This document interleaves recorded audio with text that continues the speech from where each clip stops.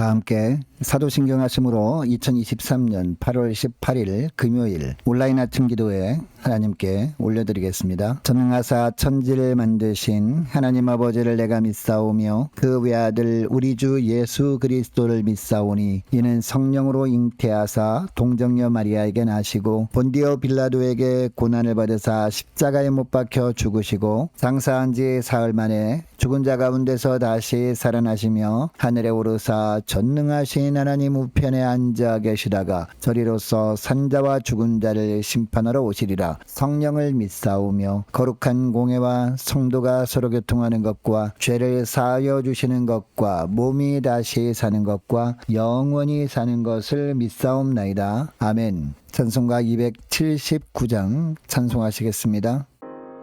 인내하신 곳에 주여 내가 비오니 죄인오라 하실 때에 날 부르소서.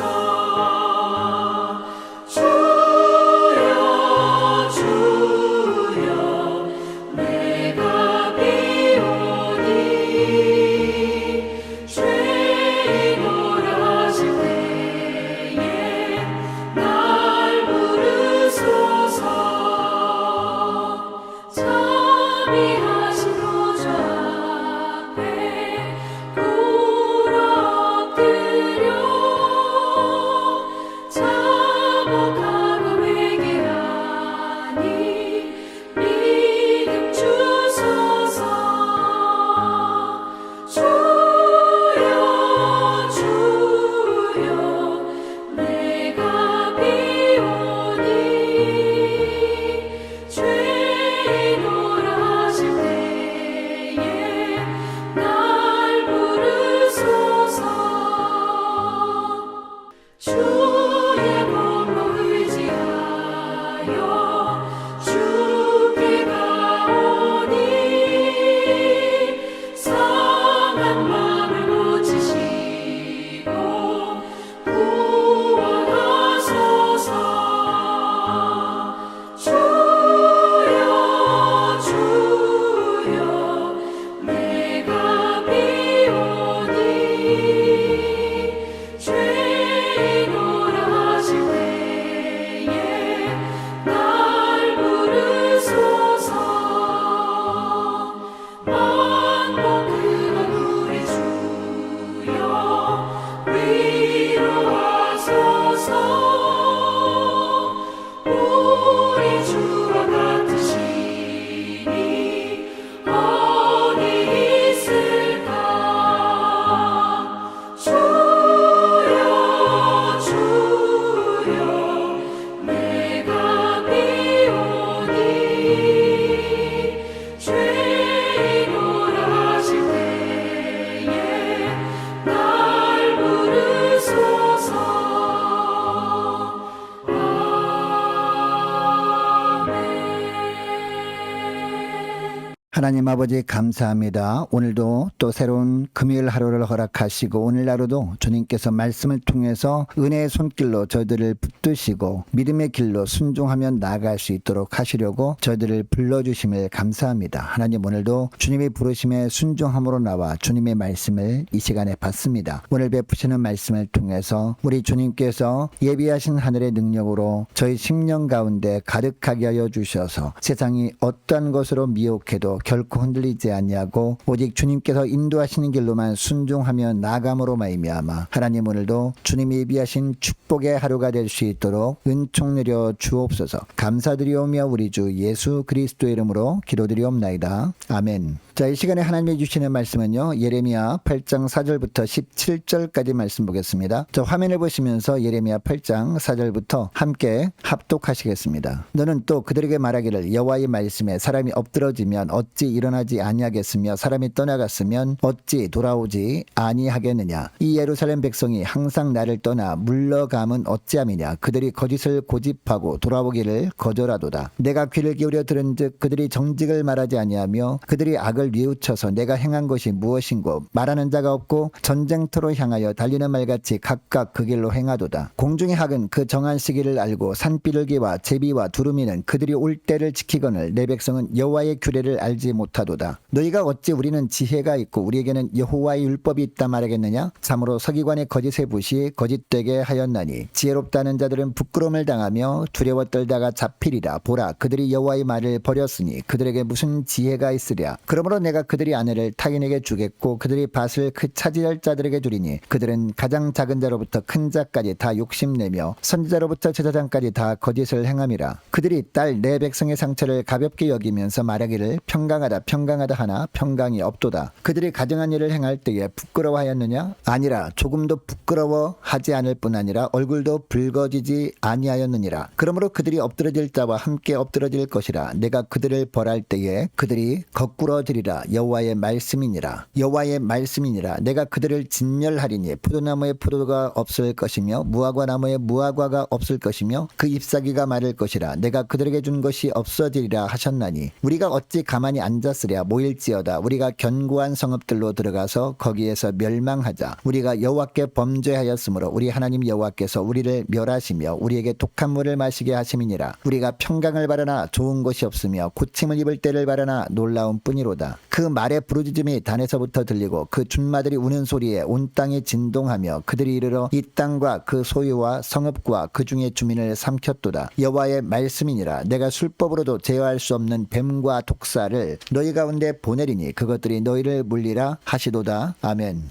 여러분, 우리가 이 땅에 살아가면서 중요한 것은요, 때를 아는 겁니다. 자, 오늘 본문 7절에도 보니까 공중의 학은 그 정한 시기를 안다라고 합니다. 그리고 산비둘기와 제비와 두루미는 그들이 올 때를 지키거늘 이라고 하고 있습니다. 날짐승들도 올 때를 알고 그 때를 꼭 지킨다는 겁니다. 여러분, 하나님께서 예레미야를 통해서 이 말씀을 하시는 이유가 무엇일까요? 7절 하반절에 보면 그 이유가 나오는데요. 7절 하반절 말씀을 보면 내 백성은 여호와의 규례를 알지 못하도다 라고 합니다. 무슨 이야기입니까? 날짐승들도 하나님의 정하신 법칙대로 날아가고 멈추고 하는데 하나님의 언약 백성이라는 사람들이 왜 하나님의 율법을 통해 원하시는 대로 왜 살지 못하느냐라는 겁니다. 물론 하나님의 자녀들이 연약함 때문에 하나님의 뜻대로 살아가지 못할 수 있습니다. 그러나 그때마다 하나님은요, 주의 종들을 통해서 나팔을 불게 하십니다. 즉 돌아오라는 말씀을 선포하게 하신다는 겁니다. 여러분, 하나님의 돌아오라는 말씀을 선포하게 하시는 것은 돌아올 때가 되었다라는 의미 아닙니까? 여러분, 이처럼 하나님께서 종들을 통해서 돌아올 때가 되었다고 하시면 즉시 하나님께 돌아와야 합니다. 왜냐? 돌아오지 않으면 죽을 수 있기 때문이죠. 여러분, 당시 유다 백성들은 물론 가나안 땅에서 농사도 지었지만 많은 가정에서는 양을 치는 목축업에 종사하였습니다. 대표적인 가정이 바로 다윗의 가정이었습니다. 목자가 양을 칠 때 양떼를 데리고 푸른 초장이 있는 곳으로 가서 푸른 초장에 양떼를 풀어놓습니다. 그러면 양떼들은 자유롭게 여기저기 흩어져서 풀을 뜯어먹습니다. 그런데 저녁이 되면 목자는 먼 곳에서 풀을 뜯어먹던 양들을 불러 모읍니다. 그리고 양의 우리로 인도합니다. 그런데 여러분, 목자가 양을 불러도 계속 들에 남아있으려고 고집하는 양이 있으면 어떻게 할까요? 그냥 내버려두지 않습니다. 막대기로 쳐서라도 돌아오게 합니다. 그래도 끝까지 양이 돌아오지 않으려고 하면 더 이상 다른 곳으로 가지 못할 정도가 되게 만들어 버립니다. 그 후에는 양을 어깨에 들쳐 메고 돌아옵니다. 그리고 돌아온 후에는 상처난 부분을 치료해 줍니다. 왜 이렇게 하는 걸까요? 양을 그만큼 사랑하기 때문입니다. 이렇게 하는 것이 양이 살 길이기 때문이죠.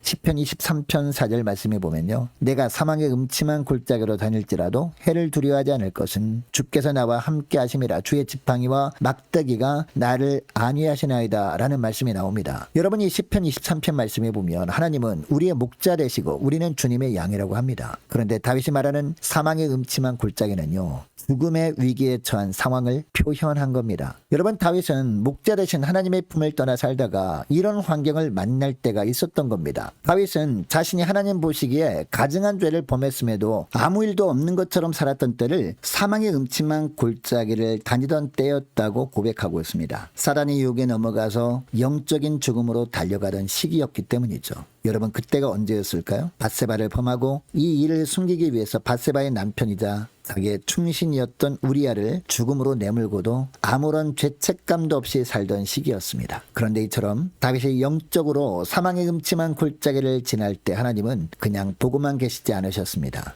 하나님의 종 나단을 보내십니다. 그리고 말씀을 통해서 죄를 깨닫게 하시고 회개케 하십니다. 물론 하나님은 다윗이 회개한 죄를 용서해 주시기는 하십니다. 그러나 죄에 대한 책임은 다윗이 져야 했습니다. 바세바와의 사이에서 태어난 아기가 죽습니다. 뿐만 아니라 다윗의 자녀들 사이에 계속되는 피바람이 부는 것을 보아야 했습니다. 그리고 가장 사랑하는 아들 압살롬이 자기를 반역하는 것을 보아야 했습니다. 여러분, 이런 고난이 다윗에게는 너무나 큰 아픔이었을 겁니다. 가슴을 도려내는 고통이었을 겁니다. 그럼에도 다윗이 감사할 수 있었던 것은 이런 시련을 통해서 하나님께서 하나님에게서 멀어지지 않게 해주셨음을 알았기 때문이죠. 그래서 내가 사망의 음침한 골짜기로 다닐지라도 해를 두려워하지 않을 것은 주께서 나와 함께 하심이라. 주의 지팡이와 막대기가 나를 안위하시나이다 라고 고백할 수 있었던 겁니다. 여러분, 이 구절에서 주의 지팡이는요, 죄를 책망하는 말씀을 의미합니다. 그리고 막대기는 죄를 회개한 후에 죄악에 대한 책임을 묻기 위해서 하나님이 주시는 고난을 뜻합니다. 이 주의 지팡이와 막대기가 육신적으로는 고통을 주는 것이었지만 영적으로는 더욱 하나님께 가까이 나아가게 하는 것이었습니다. 그래서 다윗은 주의 지팡이와 막대기가 나를 안위하시나이다 라고 한 겁니다.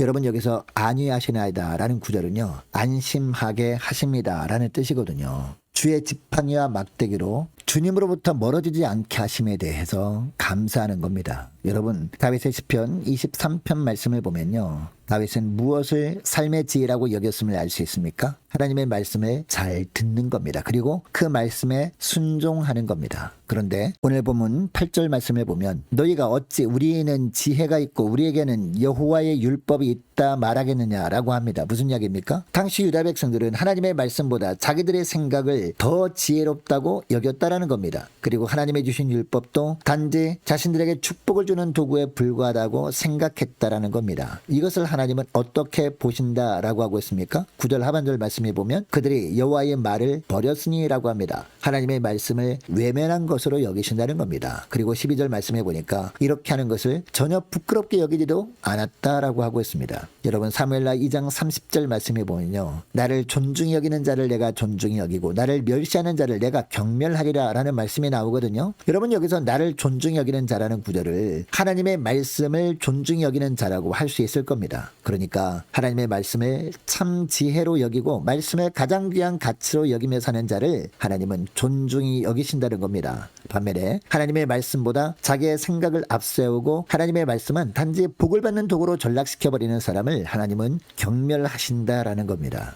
여러분, 오늘 본문에 나오는 유다 백성들이 바로 이런 사람들이었습니다. 그래서 하나님은 그들을 경멸하신 겁니다. 여러분, 하나님의 경멸하신 결과가 무엇이었습니까? 12절 하반절 말씀해 보니까 엎드러질 자와 함께 엎드러지게 하십니다. 그리고 13절 하반절 말씀에도 보면 하나님이 주셨던 것들을 다 걷어가 버리십니다. 그리고 17절 하반절에 보니까 뱀과 독사를 보내셔서 그것들에게 물리게 하신다고 하고 있습니다. 내 힘으로 어떻게 해볼 도리가 없는 고난을 주셔서 그 고난 때문에 더 큰 고통을 겪게 하신다라는 겁니다. 사랑하는 여러분, 저와 여러분의 삶 가운데 감당하지 못할 고난이 계속되는 이유가 무엇일까요? 혹시 우리가 하나님 말씀보다 우리 자신을 더 신뢰했기 때문이 아닐까요? 하나님의 말씀을 듣기는 하지만 하나님의 말씀을 단지 이 세상의 복을 받는 도구로만 사용하려고 했기 때문이 아닐까요? 오늘 말씀을 듣고 함께 기도하기를 원합니다. 이렇게 기도했으면 좋겠어요. 하나님, 어떤 환경 속에서도 우리 자신을 지혜롭다 여기지 않고 오직 하나님의 말씀에만 순종하는 것이 참 지혜임을 알고 주님의 말씀만 따라 살게 하옵소서. 간절히 기도하기를 원합니다. 주님, 주님이 회개하라고 말씀하실 때 돌아올 때가 되었다고 말씀하심을 깨닫고 회개하고 주님께 돌아올 수 있도록 성령께서 회개할 죄가 생각나게 하시고 온전히 회개케 하여 주셔서 날마다 새로워진 가운데 살아가는 복된 하루가 되게 하여 주옵소서. 간절히 기도하면 좋겠습니다. 계속해서 기도하기를 원하는 것은요, 오늘 금요일입니다. 금요 심야 기도회를 위해서 함께 기도하기를 원합니다. 오는 주일 예배를 위해서 함께 기도하기를 원합니다. 오는 주일 오후 찬양 예배를 위해서도 함께 기도하기를 원합니다. 모든 공예배가 회복되도록 은총을 해달라고 함께 기도하기를 원하고 후반기 사역 가운데 풍성한 열매를 맺게 해달라고 함께 기도하기를 원합니다. 유초등부 중고등부 청년부를 위해서 남녀 전도회와 각 구역을 위해서 함께 기도하기를 원하고 또 많은 환우들이 있습니다. 있습니다. 환우를 위해서 함께 기도하기를 원합니다. 군 복무 중인 유우성 형제를 위해서, 또 취업을 앞둔 우리 청년들의 앞날을 위해서, 해외 나가 있는 이시훈 형제 앞날을 위해서 함께 기도하기를 원하고, 성사님들 가정들을 위해서, 나라와 민족을 위해서, 우리 함께 가는 교회 앞날을 위해서 저와 여러분이 가지고 나온 기도 제목을 놓고 우리 함께 기도하기를 원합니다. 기도하겠습니다.